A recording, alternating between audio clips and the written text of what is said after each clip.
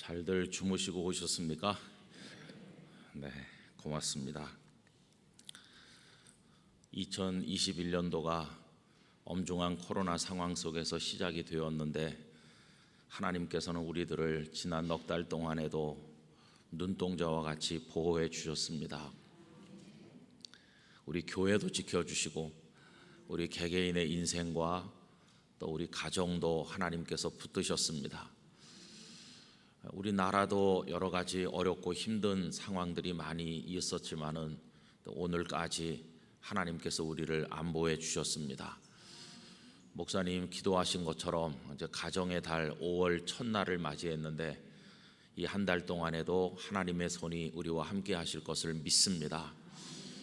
특별히 가정을 소중히 여기는 사랑의 마음을 다시 한번 새롭게 하는 의미 있는 한 달이 되기를 바라고, 가정이 해체되는 오늘의 시대지만 영락교회 성도들의 가정은 예수님을 모신 천국이 되셔서 예수님의 평강과 기쁨 가운데 살아가시기를 바랍니다. 모든 것이 완벽한 가정은 없을 것입니다. 경제적으로 어려운가 하면 가족 중에 누군가는 좌절을 경험하기도 하고 아프기도 하고, 또 갈 바를 몰라서 헤매는 가족들이 있기도 하고, 또 혹은 가족 간의 충돌과 갈등이 심해서 가정이 참 힘든 분들도 많을 것입니다. 그럼 그 반대 여건에 있는 분들은 행복하나 생각을 해보면 또 그분들은 그분들 나름대로 고충이 있고 아픔이 다 있을 것입니다. 영원한 가정인 천국에 이르기까지는 이 땅에 사는 동안의 어려움은 누구에게나 상존하여 있는 것입니다.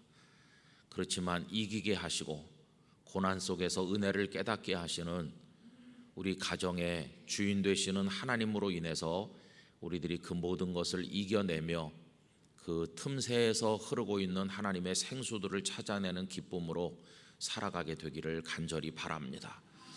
그래서 가정이 부족함이 많기 때문에 불행한 것이 아니라, 부족함에도 불구하고 가족 간의 믿음의 사랑으로 격려하고 축복하여 기도하는 가운데 행복하게 우리의 한 세상을 가정이라는 울타리 안에서 잘 살아가게 되기를 간절히 원합니다. 또 우리 개개인 자신의 가정만을 위해서 마음을 쓸 것이 아니라 우리 주변에 어려운 가정들이 많이 있지 않습니까? 다른 가정들을 위해서도 기도해 주시고 또 우리가 할 수 있는 마음을 보태서, 그래서 모두가 살 수 있는 우리 사회를 건설하는 일에 영락교회 성도들이 힘을 써주시기를 부탁을 드리겠습니다. 오늘도 이 특별 새벽기도회를 위해서 비가 부슬부슬 오는데 안내하시고 수고해 주신 많은 분들께 감사를 드리고, 또 무명으로 간식을 제공해 주시는 가정에도 하나님의 은총이 함께 하시기를 간절히 기원합니다. 모리스 마테오 링크라고 하는 벨기에의 극작가가 있습니다. 이분은 파랑새라고 하는 작품으로 널리 알려진 분입니다. 그런데 그분이 인생을 이렇게 말했습니다. 우리 인생은 책을 쓰는 것과 같다. 모든 사람은 책 한 권씩을 집필하고 세상을 떠난다. 우리는 하루에 한 페이지씩 써내려가고 있는 중이다. 이런 식의 이야기를 했습니다. 이 땅에서 오래 사시는 분들은 그 책의 두께가 굉장하겠죠. 페이지 수가 아주 많겠죠. 비교적 단명하는 사람은 그 책이 그렇게 두껍지는 않을 것입니다. 그러나 어쨌든 자기 이야기 하나씩은 써놓고 간다. 그분은 그런 식으로 말씀을 하셨습니다. 우리 성도 여러분, 내가 쓰고 있는 나의 인생의 이야기들은 좀 어느 정도 완성도를 갖추고 있는 것일까요? 그 완성도라고 하는 것은 두 가지 차원에서 이야기를 할 수 있을 것 같습니다. 저도 매주일 설교 원고를 작성을 하는데, 그래서 아무리 늦어도 토요일 날 낮이 되면 보내드려야 됩니다. 여러 곳에서 잘못된 부분은 없는지, 성경 인용이 틀리진 않았는지, 또 뭐 여러 가지로 또 활용을 해야 되니까 그렇게 제가 보내드립니다. 그러면서 설교의 완성도라는 것을 많이 생각하게 됩니다. 우선 설교가 완성됐냐 이렇게 질문한다면 제가 늘 하는 설교의 양이 있으니까 그 양을 한 30분 하려고 그러면 A4 용지로 어느 정도 분량이어야 되는지, 이제 거기까지 원고 작성이 끝났는지 그거를 따라서 완성됐다의 여부를 말할 수 있을 것입니다.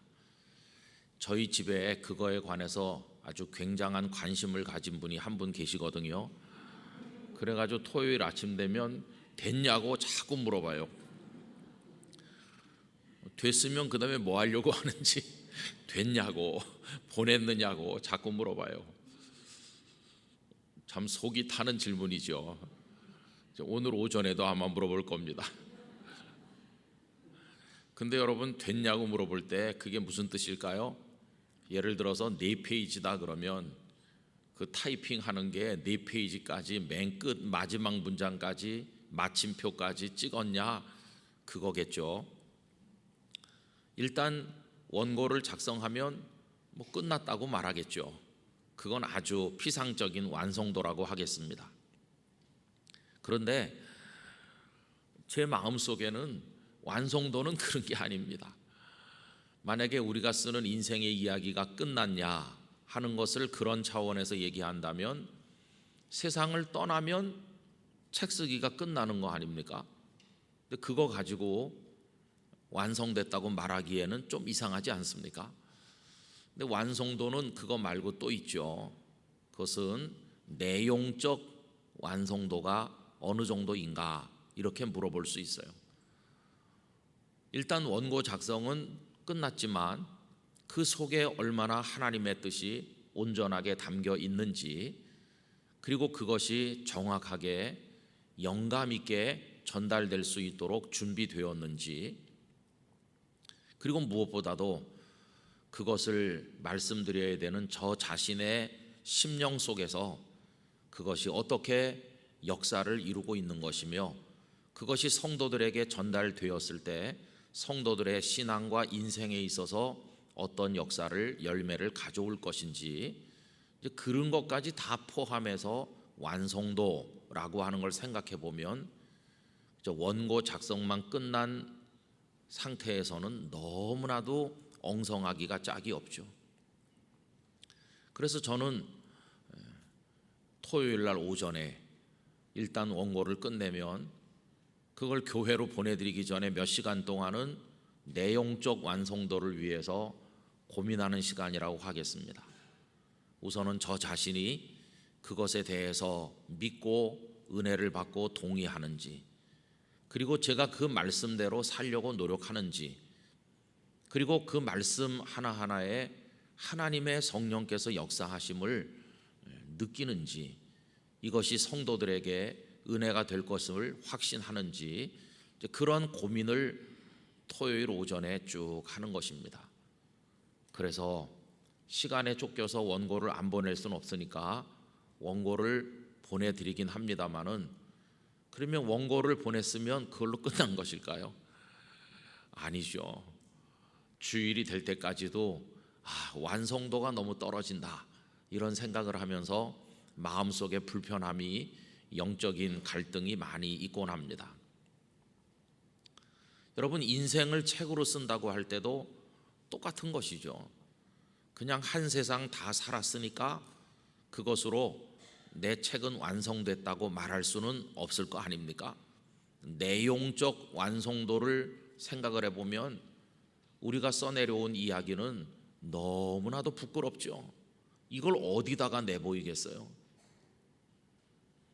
뭐 어렸을 때야 철이 없으니까 어려서 싸운 거, 거짓말한 거, 남을 미워한 거, 뭐 어렸을 때 감 나가는 거 가지고 싶어서 친구 장난감부터 시작해서 슬쩍슬쩍 훔쳐본 사람도 있을 것이고, 뭐 그건 어려서 몰라서 그랬다 이렇게 둘러댄다 치더라도, 철이 들었는데도, 아니 철이 든 정도가 아니라 하나님을 믿고 예수님의 십자가 보혈로 죄 씻음 받은 걸 뻔히 알고 구원받은 하나님의 사람답게 살아야 된다는 걸 알면서도 그것뿐만이 아니라 목사가 되고 장로님, 집사님, 안수 집사님, 권사님 다 되셔서 하나님의 영광을 위해 산다고 하는 그 이후에조차도 우리들이 저질러 온 부끄러운 이야기들이 얼마나 많이 있습니까?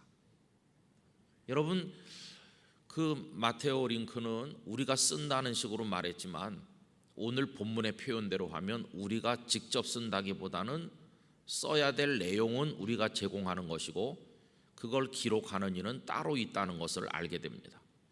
오늘 본문은 이스라엘의 가장 위대한 왕으로 일컬어지는 다윗의 인생에 대한 마지막 총평가라고 할 수 있는데 오늘 본문에 기록된다는 이야기가 얼마나 많이 있습니까? 여러분, 오늘 말씀을 거기 29절과 30절 말씀을 보십시오.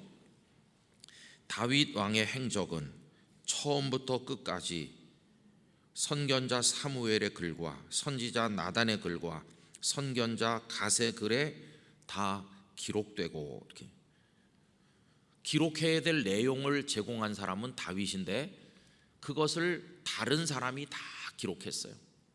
선지자들의 이름 다 나오고 있죠. 사무엘, 나단, 갓 이런 분들이 다 기록했다. 처음부터 끝까지 기록했다.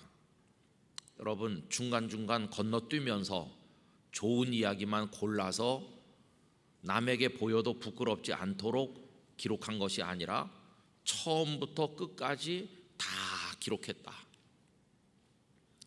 저는 오늘 이 말씀을 준비하면서 몹시 이 규절이 불편했습니다. 어떠세요? 다 기록됐다고 하면 약간 소름이 돋지 않으세요? 다 기록됐다는 거예요. 처음부터 마지막까지. 그런데 그것이 선지자들의 글에만 기록된 것이겠습니까? 하나님의 마음에 처음부터 마지막까지 다 기록된 것이죠. 우리들의 모든 이야기가, 우리들의 말 한마디부터 행동 하나하나가 처음부터 마지막까지 다 기록된다. 이거를 부끄러워서 어디다 내보일 수가 있겠는가 하는 것입니다. 그뿐이 아니죠. 30절에 보면 또 그의 왕된 일과, 다윗이 사울의 뒤를 이어서 이스라엘의 두 번째 왕이 되었는데 만약에 사울을 제거하고 그 자리를 찬탈한 것이라면 얼마나 더 부끄러웠겠습니까? 그가 어떤 과정을 통해서 왕이 되었는지 이런 게 다 기록이 되었고, 그의 권세, 그와 이스라엘과 온 세상 모든 나라와 지난 날의 역사, 이게 다 기록되어 있다는 것입니다. 이 두 절의 말씀을 읽노라면은 참 세상을 사는 게 두렵다 하는 생각을 할 수밖에 없습니다. 오늘 하루를, 2021년 5월 1일 하루를 산다는 것은 그 기록할 내용을 내가 제공하는 것인데, 눈을 뜬 새벽부터 잠자리에 들 때까지 내가 의식이 있어서 말하고 행동하는 모든 것이 다 기록된다고 생각하면 꼼짝도 할 수 없을 것 같죠? 아무 말도 해서는 안 될 것 같은 생각이 들지 않습니까? 사람들이 많이 모여서 이야기할 때 보통 그렇게 말하죠. 가만히 있으면 보통은 간다 그러죠. 입 열고 말하면 어떤 얘기는 제법 들을 만한 얘기인 것 같지만 어떤 이야기는 차라리 안 했으면 좋았을 걸, 후회되는 말도 있게 마련이니까 차라리 가만히 있는 게 낫겠어 하듯이 이 두 절 말씀을 읽고 나면 두려워서 살기가 어렵다는 생각을 하게 된다는 것입니다. 그럼 여러분, 다윗의 인생에 대한 평가는 어떤 것일까요? 오늘 말씀에 보면 이렇게 기록하고 있습니다. 26절부터 보십시오. 이새의 아들 다윗이 온 이스라엘의 왕이 되어 이스라엘을 다스린 기간은 40년이라 헤브론에서 7년간 다스렸고 예루살렘에서 33년을 다스렸다고 되어 있죠. 제가 퀴즈를 하나 내겠습니다. 그가 왕 노릇한 기간이 40년인데 그는 몇 년을 살았을까요? 이 세상에서 몇 년이라고 하셨습니까? 그렇죠. 여기 70세 넘으신 분들도 계시죠. 다윗보다도 오래 사시는 거예요. 다윗은 대단한 인물인데 그 인생의 길이가 딱 70년이었어요. 그래놓고 보면 우리 교회에서 직분자들이 은퇴하는 연세를 70으로 정한 것도 좀 의미가 있다는 생각이 들기도 합니다. 근데 70년 중에서 40년을 왕의 자리에 있었죠.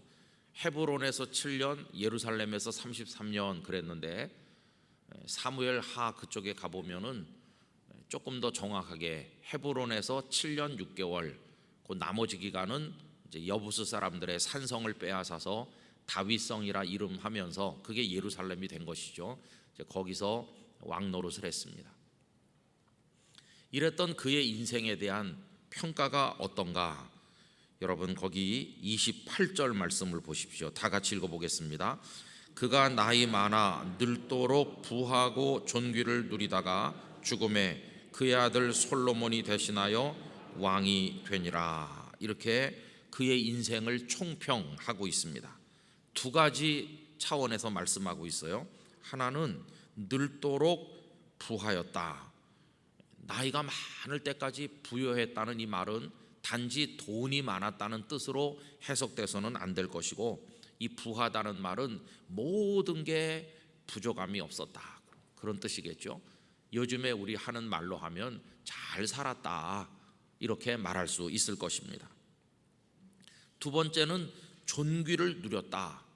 이거는 왕이니까 높은 자리에 있었기 때문에 사람들이 우러러 보았다는 뜻이겠지만은 또 그렇게만 이해할 것이 아니라 하나님 앞에서 귀한 사람으로 인정되었다고 우리가 보아야만 할 것입니다. 그럼 여러분, 잘 살았고 그리고 하나님 앞에서 존귀했다고 하는 이런 식의 평가가 과연 옳은 것인가 하는 것입니다. 우리는 다윗의 인생에 숨겨진 이야기들을 이 성경을 통해서 다 낱낱이 알고 있습니다. 그가 잘 살았나? 여러분 한번 우리 성도님들에게 설문조사를 해서 기회가 된다면 다윗의 인생을 살고 싶으세요? 라고 묻는다면 거기 지원하실 분이 몇 분이나 계시겠어요? 모르긴 몰라도 영락교회 성도들 중에는 다윗의 인생을 살아보겠노라고 자원할 분은 단 한 분도 없을 거라고 생각합니다. 왜 그러냐 하면 그는 어려서부터 막내로 형님들에게 무시당했습니다. 무시당하는 거 좋아하는 사람이 누가 있겠습니까? 거기다가 또 골리앗을 이기는 승리가 있었지만은 매 전쟁터, 여러분 전쟁터가 앉아서 말하면 낭만적이지만 팔다리가 떨어져 나가고 사람들이 죽어 널브러지고 얼마나 참혹한 현장이 전쟁터입니까? 그 전쟁터에서 그의 잔뼈가 굵었다고 해도 과언이 아니죠.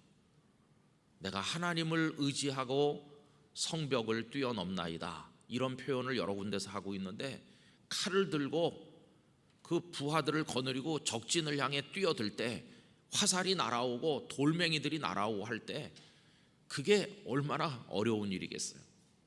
그런 삶을 오랫동안 살았어요. 거기다가 나중에는 사울 왕의 칼을 피해서 오랫동안을 편안히 두 다리 쭉 뻗고 잠을 자지 못했어요. 계속해서 노숙하고 야영하고 도망다니고 먹을 게 떨어지고 위기를 만나고 그렇게 살았습니다. 늘 칼날이 목젖을 노리는 그런 상황 속에서 그는 견뎌야만 했습니다. 그러다가 망명하고 나중에 이스라엘의 왕이 되었지만 그 과정도 순탄하지 않아서 처음에는 헤브론에서 유다 지파만의 왕으로 한 7년 정도를 지내고, 그리고 그 이후에 이스라엘 12지파 전체의 왕이 되긴 했으나 나중에는 아들 압살롬에게도 쫓겨서 야반 도주하는 신세가 되고 얼마나 참혹했습니까? 또 그가 존귀했나 이렇게 물어보면 얼마나 부끄러운 일도 많았나요? 보통 사람들은 평생을 살아도 한 번도 하지도 않는 일을 그는 많이 저질렀는데, 밧세바를 끌어들여서 간음하는 거, 여러분 이 간음한다고 하는 게 보통 사람이 누구나 다 당연히 하는 것입니까? 그런 범죄가 우리 사회에 만연해 있긴 하지만은 그래도 대부분의 사람들은 바르게 살아보려고 노력하는 게 일반적이죠. 근데 간음만 하고 끝난 게 아니라 그 우리아를 적의 칼에 맞아 죽도록 하는 살인을 저질렀으니 이런 악을 보통 사람들은 잘 안 하는 것이죠. 그런데 그런 악을 저지르고도 뻔뻔하게 아무 일도 없었다는 듯이 밧세바를 끌어들여서 아내로 삼았는데 처음부터 마지막까지 다 기록하시는 하나님의 눈길 앞에서 피해갈 수가 없질 않았습니까? 다 기록된 것이. 그런 인생을 살았던 다윗, 그리고 나중에 또 교만해져서 도대체 내 말 한마디에 동원될 수 있는 우리나라 병사들이 몇 명이나 되나 인구 조사를 시켜서 하나님의 책망을 받기도 했던 다윗입니다. 이렇게 70년, 요즘 기준으로 보면 장수했다고 말하기도 어려운 그런 인생을 살은 다윗인데, 그 뚜껑을 열고 속을 들여다보면 너무나 힘들었고 마음 아팠고 부끄러웠고 숨기고 싶은 이야기들이 가득 채워져 있어요. 그러니 우리는 믿음의 사람 다윗이라고 하면서 그를 존경하지만, 그러나 당신이 한번 다윗이 되어 보겠어요? 라고 묻는다면 그거 어떻게 감당하겠어요? 그 중에 하나도 감당하기 어렵습니다. 너 전쟁에 나가라. 무슨 소리세요? 전쟁터에 못 가요. 너 수년 동안을 야영하고 쫓겨다니면서 먹을 게 떨어지고 곤궁한 가운데 칼날의 위협 속에 한번 살아봐라. 그걸 어떻게 하겠어요? 여러분, 다윗이 우리에게 보여주는 인생의 이야기는 우리 보고 그렇게 살으라고 하면 펄쩍 뛸, 난 그냥 여기 조용히 살겠어요, 그러지 누구도 다윗처럼 돼보겠다고 자원할 사람 없는 그런 고통의 인생을 그가 산 것입니다. 이걸 놓고 잘 살았냐, 그 인생의 이야기가 어떻느냐 이렇게 총평을 한다면 뭐라고 말씀하시겠어요? 그 사람 형편없었어, 너무너무 고통이 많았어, 나보고 그렇게 살려고 한다면 난 못해, 이렇게들 말하지 않겠어요? 그런데 참으로 이상한, 그게 오늘 본문에 나오죠. 뭐가 이상합니까? 이 성경은 하나님의 말씀이고 오늘 본문은 하나님의 다윗에 대한 평가이신데, 그를 가리켜서 늘도록 부요했고 그리고 존귀했다고. 여러분, 요 귀절만 따서 읽으면 다윗의 인생에는 고통도 요만큼 없고 죄도 요만큼도 없고 모든 게 완벽하고 모든 게 충만했고 모든 게 정결하고 훌륭해서 만인이 우러러보는 그런 인생을 살은 것처럼 느껴지지 않습니까? 그래서 우리는 이런 하나님의 평가에 대해서 가슴속에 의문이 생기는 것입니다. 하나님, 어떻게 살았는지 다 아시는데 다윗이 얼마나 부끄러운 일을 많이 했고 얼마나 교만할 때가 있었는지, 그의 인생이 얼마나 험난했는지 아시지 않습니까? 그런데 어쩌자고 이런 평가를 하셨나요? 이렇게 하나님께 한번 질문하고 싶은 생각이 들지 않으세요? 저는 이 구절을 읽으면서 참 이상하다는 생각을 했지만 나중에는 너무너무 이 말씀을 통해서 위로를 받았어요. 그 이유는 저의 인생을 여기다 투영해서 생각해 보니까 그러하였습니다. 태어나서 지금까지 우리들이 살아온 삶을 한번 생각해 보세요. 우리 성도님들의 삶을 가슴속에 떠올리면서 이 말씀을 묵상해 보시기 바랍니다. 내가 내 인생의 책 한 권씩을 들고 모든 걸 아시는 그분 앞에 섰을 때 하나님께서 나를 뭐라고 말씀하실까? 너 어렸을 때 친구들이랑 수박 서리 해먹고 그때부터 시작해서 지금까지 너는 속이기도 많이 속이고 거짓말도 잘하고 너 정말 형편없이 살았구나. 여러분, 요한일서 2장 16절에 나오는 안목의 정욕, 육신의 정욕, 그 이생의 자랑, 그거 다 우리들의 이야기 아닙니까? 우리 모두 지금까지 살면서 육신의 정욕에 사로잡혀 살았어요. 안목의 정욕의 노예가 되었습니다. 그리고 이생의 헛된 자랑에 거기 도취돼 가지고 신기루를 추구하면서 손에 쥔 것도 없이 쥔 것처럼 착각하고 곧 넘어질 상황인데도 선줄로 착각해서 자랑하고 그러면서 허황된 인생을 얼마나 많이 살았나요? 그 와중에 다른 사람 마음 아프게 하고 하나님 마음 아프게 하고 그러면서 좌충우돌하면서 살아온 우리들입니다. 우리들의 이야기가 너무나 부끄러워요. 그러니 그걸 들고 하나님 앞에 섰을 때 하나님께서 1페이지부터 시작해서 들춰내시면서 여기 빨간 줄 가 있잖아. 여기 그 뒷페이지는 빨간 걸로 꽉 차 있네. 네 인생의 이야기는 불언서적 같아, 무슨 범죄 기록 같아, 이렇게 책망하신다면 우리 하나님 앞에 어떻게 서겠습니까? 그런데 우리들의 생이 끝나고 하나님 앞에 서게 되면요, 하나님께서 우리들의 인생 전체를 총평하실 때 뭐라고 평가해 주실 것인지 저는 알고 있습니다. 이렇게 하나님 평가하실 것입니다. 힘들었겠지. 그래도 잘 살았다. 내 사랑하는 아들, 내 딸아, 이리 오너라. 여기 너를 위한 자리가 준비되어 있다. 수고 많았어. 이렇게 우리를 받아주실 것임을 저는 믿고 있습니다. 그러면 그때 우리가 어떤 반응을 보일까요? 그러면 그렇지, 내가 얼마나 잘 살았는데, 그러면서 하나님 앞에 달려갈까요? 우리는 그 자리에 엎드러져서 대성통곡을 하면서 하나님, 저는 그런 말씀을 감당할 자격이 없습니다. 저는 너무 부끄럽고 너무 많은 치욕을 남에게 안겨주고 하나님께 드리고 저 자신이 그걸 받으면서 그것도 모른 채로 살아온 어리석은 존재였습니다. 당장 너는 내 앞에서 꺼져라 그렇게 말씀해도 하나도 이상하지 않은데 어쩌자고 저에게 그런 은혜의 말씀을 하십니까? 우린 아마 통곡하면서 하나님께 그렇게 울부짖게 될 것입니다. 그럼 하나님께서는 다윗이 그런 인생을 살았는데도 그런 일이 하나도 없었다는 듯이 다 이렇게 내려놓으시고 늘도록 부하고 존귀했다, 참 잘 산 인생이었어, 이렇게 말씀해 주시는 이유가 뭘까요? 제가 깨달은 것은 하나님께서는 마치 기차를 타고 달리면서 먼 산을 바라보는 사람처럼 우리들의 인생을 바라보아 주신다는 것을 깨달았습니다. 참 아름답구나, 저 산세가 훌륭하다, 이렇게 여행자가 지나가면서 한컷 사진을 찍듯이 하나님께서 우리 인생을 그렇게 보신다는 겁니다. 만약에 그 여행자가 기차를 멈추고 내려서 그 숲에 가까이 접근해서 숲속으로 들어와서 나무 한 그루 한 그루 숲속의 모든 부분을 살피면 어떻게 돼 있을까요?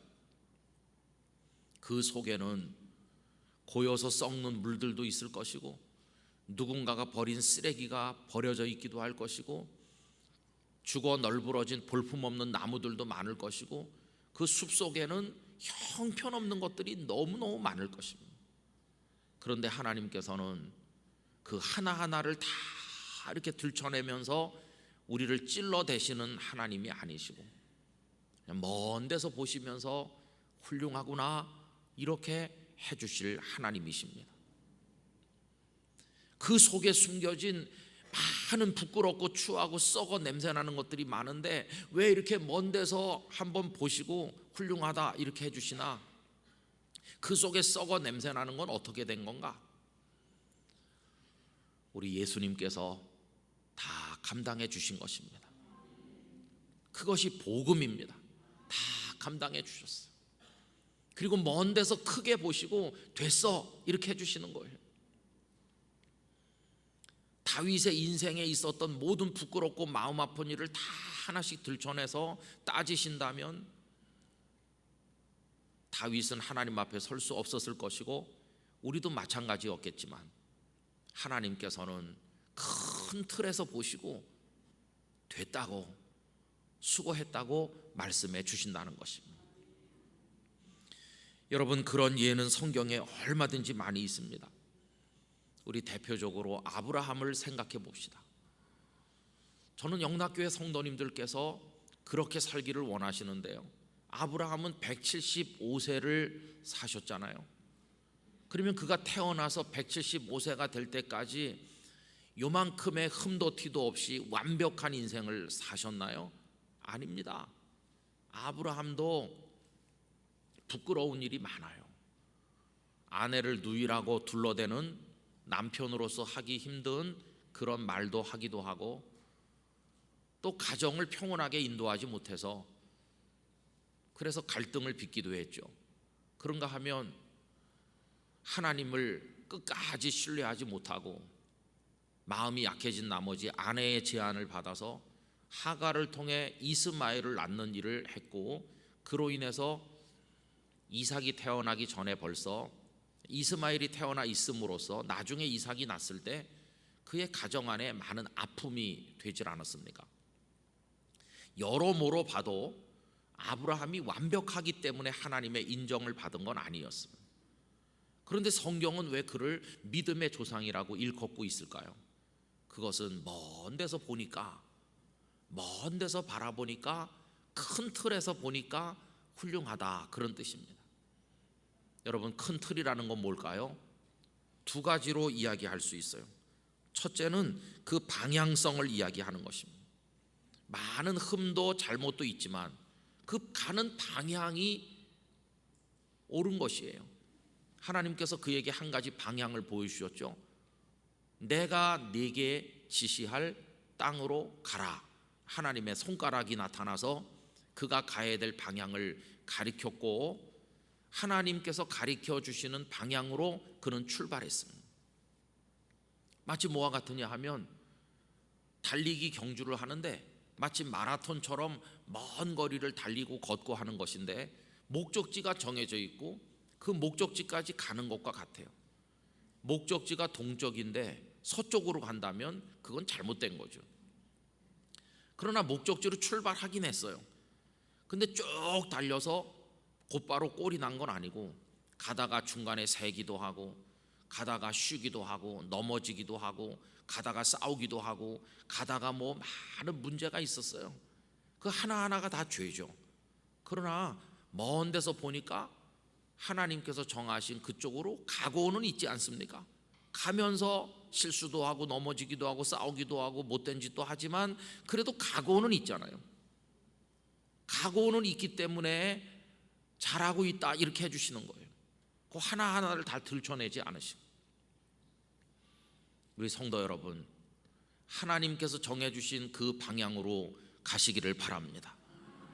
거기가 하나님의 나라라고 말할 수도 있고, 성도의 삶이라고 얘기할 수도 있고, 하나님의 영광을 위한 그 무엇이라고도 얘기할 수 있는데, 하여튼 그쪽으로 가고 있는 한 가다가 잘못도 하고 뭐 싸우기도 하고, 가다가 죄도 짓고, 가다가 넘어지기도 하고, 옆길로 잠깐 빠지기도 하고, 그러더라도 그 목적지로 가고만 있다면 하나님께서는 우리를 인정해 주실 것입니다. 그 방향성, 이게 중요한 것이죠. 이곳에 우리 영락교회 예배당이 세워져 있는데, 예배당을 향해 집에서 출발해서 오시는 그 마음의 방향이 하나님을 향한 방향인 줄로 믿습니다. 다윗도 그렇고 아브라함도 그렇고 잘못한 거 많지만 그 기본 방향이 하나님을 향하고 있기 때문에 하나님께서는 훌륭하다고 말씀해 주시는 겁니다. 다윗은 범죄하고도 나단 선지자가 와서 책망하며 하나님의 진노를 이야기했을 때 하나님의 반대 방향으로 튀쳐나간 것이 아니라 여전히 그의 마음은 죄를 지은 상태에서도 하나님을 향하고 있었기 때문에 하나님 앞에 엎드러져서 회개한 것을 볼 수 있습니다. 하나님의 손에 맡겼어요. 하나님의 어떤 진노를 내리시더라도 내가 그 진노를 받겠습니다. 인구 조사를 하고 난 다음에도 하나님의 손에 채찍을 맡겠습니다. 하나님을 향함, 이게 그의 방향이었고, 그 방향 때문에 무수한 부끄러운 일에도 불구하고 하나님께서 그를 인정해 주신 것을 볼 수 있습니다.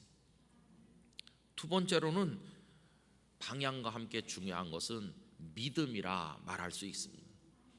여러분, 우리들은 많은 부끄러운 일을 하지만 우리 삶의 밑바닥 저변에 하나님 없이는 살 수 없다는 믿음을 가진다면 그 믿음 하나로 하나님께서는 우리들을 귀하게 여겨주실 것이라 생각합니다.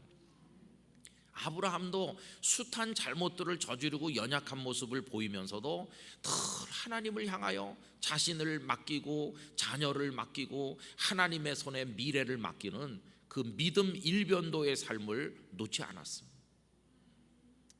그래서 우리가 갈등하고 실수하고 죄를 짓고 부끄러운 일을 무수하게 하면서도 우리들은 다시 예배당에 오고 다시 하나님을 향해 돌아오고 여기서 울면서 또 회개하고 또 기도하고 하나님께 우리를 맡기며 살아가게 되는 것입니다. 그렇게 우리 생의 마지막 페이지를 쓰는 그날까지 살아가기를 원합니다. 그러면 부끄럽지만 하나님께서는 받아주실 것입니다. 오늘 말씀의 제목 그대로 부끄럽지만 담대하게 하나님의 보좌 앞으로 나가게 될 것입니다. 이렇게 수치스러운 사람들이 어떻게 하나님의 보좌 앞에 나올 수 있나? 그 사람 뻔뻔하기도 하다, 염치도 없나 이러지만 왜 부끄럽지 않겠어요? 왜 수치를 모르겠어요? 그러나 그런 우리들을 받아주시는 하나님의 은혜와 사랑이 있음을 알기에 우리들은 담대하게 은혜의 보좌 앞으로 나가게 되는 것입니다. 5월이 시작이 됩니다. 우리들은 이 한 달 동안에도 많은 잘못을 할 것입니다. 아니 5월이 지나지도 않았는데 왜 그런 말씀을 하세요? 이렇게 물으시겠지만 제가 예언의 능력이 있는 거 다 아시지 않습니까? 5월 한 달 동안에도 싸우시는 분도 있고 화가 나는 분도 있고 5월 한 달 동안에도 하나님의 영광 가릴 분도 있고 저를 포함해서 다 그래요. 안 살아봐도 아는 거예요. 그래도 5월은 실패하는 달이냐? 아니요. 그 방향이 하나님을 향하고 있다면 끊임없이 예배하고 기도하고 우리의 모든 잘못을 하나님께 맡기고 책망을 들어도 하나님께 책망을 받고 하나님 없이는 못 사는 줄로 알고 하나님 붙들면 많은 잘못에도 불구하고 우리들의 5월은 축복의 달로 남게 될 줄로 믿습니다. 탕자가 살게 된 단 하나의 이유는 방향을 제대로 잡고 아버지의 사랑을 믿고 돌아왔다는 것입니다. 그는 잘못한 게 너무 많잖아요. 그러나 그는 아버지 집을 향하여 이 방향이 중요하고 그리고 돌아가면 아버지가 먹을 걸 주고 쫓아내지는 않을 거라고 하는 아버지에 대한 신뢰, 그 믿음 그거 가지고 돌아왔더니 그가 저지른 온갖 부끄러운 일에도 불구하고 아버지는 그를 맞아주셨잖아요. 여러분, 우리의 위로와 소망은 그거 하나뿐입니다. 저는 오늘 새벽에 일어나서 이 말씀을 다시 한번 이렇게 읽으면서 목사가 돼서 수십 년인데 그럼 그동안 목회를 완벽하게 했나? 전혀 그렇지 않죠. 네가 수십 년 동안 했던 설교 그게 완성도가 어느 정도 있냐? 형편없죠. 어떤 때는 그걸 설교라고 했나? 지금도 마찬가지입니다만은 너무나 부끄럽구나. 그러면 성도들에 대해서 너의 마음은 늘 온전했느냐? 바울 사도가 디모데에게 성도들을 대하는 여러 마음에 대해서 가르쳤는데 너는 그런 마음으로 했느냐? 그렇지 못하죠. 부산에서 목회하고 그럴 때 성도들을 사랑해야 되는데 미워한 적도 있습니다. 하나님, 저 집사님은 옆에 교회로 옮겨가게 해주세요. 그러면 우리 교회가 평안할 것 같은데요. 그랬던 적도 있어요. 근데 진짜 옮겨가더라고요. 그래서 교회를 안 오시는 거예요. 한 2달씩 무슨 문제가 있죠. 또 찾아가서 설득도 하고 위로도 하고 또 그럼 다시 오시고, 제가 정확히 기억하는지 모르지만 한 3번인가 4번인가 가셨다가 다시 오셨어요. 그리고 마지막에 장례식은 제가 예배에 인도해서 장례를 했어요. 그런 것도 잘못한 게 너무 많죠.